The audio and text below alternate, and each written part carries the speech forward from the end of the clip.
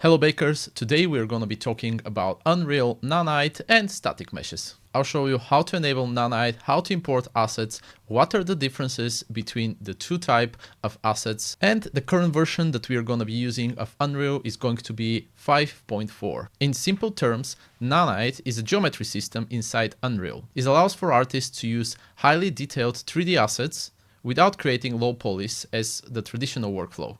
Even though we still need to think about optimization, Nanite can handle millions or even billions of polygons in our scenes. Some of the benefits are automatic LODs, which is something that we can also generate for static meshes, but in the case of Nanite, the system is handling pretty much everything.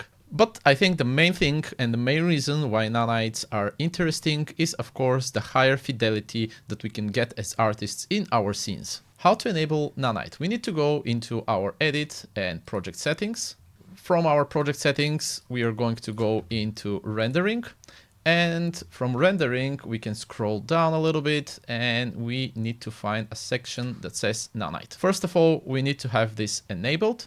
Once this is enabled, we need to set up our assets as well so that they use Nanite. If I open one of my assets that I already have imported, and here inside the settings, we need to have Nanite settings enabled as well. This is important to have, and if you don't have it, you usually are going to get a warning on top of your assets saying that Nanite is not enabled. As well, you might get it in the viewport. Let me re-import exactly the same asset, but without Nanite being enabled, and then I'm going to show you next to each other what are the differences and how the engine is rendering both cases. I drag and dropped my two meshes into the scene. One of them is using Nanite and the other one is just a static mesh.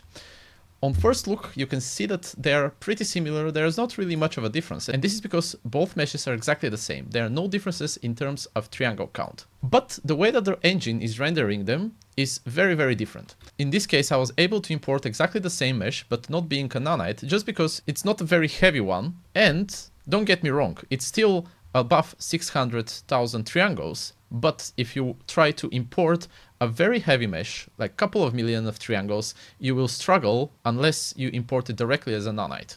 So now I'm going to go into Lit, and then from here we will go to Nanite Visualize, and we will go to Triangles. And here we can already start seeing the difference. You can see that the Nanite mesh is being splitted into these small sections, and if I move the camera closer, it's going to change. And if I move it further away, again, they're going to become into bigger sections, while the other mesh, you can see that it's being completely black. Reason for being completely black is first, it's not a Nanite, so that this filter doesn't display it properly. But also the way that the engine is rendering non-Nanite assets, but just regular static meshes, is rendering absolutely everything that's on this mesh. Everything which is on the front side, everything which is from the back and it's not being seen by the camera. And also it doesn't rely on reducing the amount of triangles as we move back and forth based on the Nanite calculations, but instead it takes into account what we have here set it up into our LODs. So for our static mesh, you can see that my LOD 0 is above 600, almost 700. Then as we go down, it goes into 300, then it goes to 170, and so on and so on. So the engine bases how many triangles are going to be rendered from the distance, like the screen space that this asset is taking, and it's putting one of the LODs on the screen. While in the Nanite system, this is something which is happening dynamic, and also since it's being split into smaller chunks, portion of these assets that are not visible, they are not being rendered. If I go back to the same Nanite visualizer, you can see that this whole scene is mostly assembled from Nanite assets, which means that I left Unreal to handle how exactly everything is being drawn on the screen, which of the assets also take what sort of attention either from Lumen or from all the other systems. I'm going to open my Nanite assets and also activate the triangles on the viewport. You can see that some of the assets have bigger chunks while others are very, very split into small pieces. This is something that we can always adjust and also is a part of optimizing your assets, optimizing your scene, especially if you're working with Nanite. So when we have the asset open, we need to search here for position.